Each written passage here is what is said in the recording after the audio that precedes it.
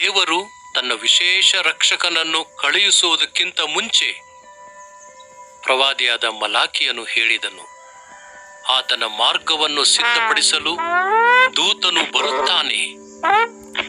ಆದ್ದರಿಂದ ಯೋಹಾನನು ಯೇಸುವಿಗಿಂತ ಮುಂಚೆ ಯೋರ್ದನ್ ಹೊಳೆಯ ಬಳಿ ಬೋಧಿಸುತ್ತಾ ಬಂದನು. ಕರ್ತನಿಗಾಗಿ ಮಾರ್ಗವನ್ನು ಸಿದ್ಧಪಡಿಸಿರಿ, ಯೋಹಾನನು ಹೇಳಿದನು. ದೇವರು ತನ್ನ ಜನರಿಗಾಗಿ ಒಬ್ಬ ವಿಶೇಷ ವ್ಯಕ್ತಿಯನ್ನು ಕಳುಹಿಸುತ್ತಿದ್ದಾನೆ. ನಿಮ್ಮ ಮಾರ್ಗಗಳನ್ನು ಬದಲಾಯಿಸಿಕೊಳ್ಳಿರಿ. ನೀವು ಮಾಡಿದ ಎಲ್ಲಾ ತಪ್ಪಾದ ಸಂಗತಿಗಳಿಂದ ತಿರುಗಿಕೊಳ್ಳಿರಿ. ದೀಕ್ಷಾ ಸ್ನಾನವನ್ನು ಮಾಡಿಸಿಕೊಳ್ಳಿರಿ. ಆದ್ದರಿಂದ ಜನರು ಮಾಡಿದ್ದು ಅದನ್ನೇ. ದೇವರಿಂದ ವಾಗ್ದಾನ ಮಾಡಲ್ಪಟ್ಟವನು ನೀನು? ಅವರು ಕೇಳಿದರು. ಇಲ್ಲ, ಯೋಹಾನನು ಹೇಳಿದನು. ಆತನ ಕೆರಗಳ ಬಾರನ್ನೂ ಹೊರಲು ಯೋಗ್ಯನಲ್ಲ.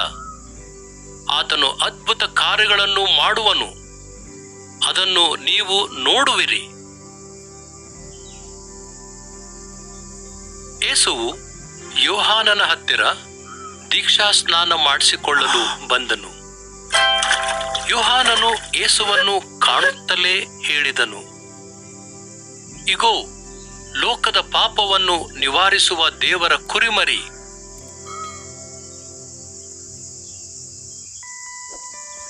ನೀನು ನನಗೆ ದೀಕ್ಷಾ ಸ್ನಾನ ಮಾಡಿಸಬೇಕೆಂದು ಬಯಸುತ್ತೇನೆ. ಯೇಸು ಹೇಳಿದನು, ಇಲ್ಲ. ಯೋಹಾನನು ಉತ್ತರಿಸಿದನು, ನಿನ್ನಿಂದ ದೀಕ್ಷಾ ಸ್ನಾನ ಮಾಡಿಸಿಕೊಳ್ಳುವುದು ನನಗೆ ಅವಶ್ಯವಿದೆ. ನನ್ನನ್ನು ನಂಬು. ಯೇಸು ಹೇಳಿದನು, ಇದೇ ಸರಿಯಾದದ್ದು.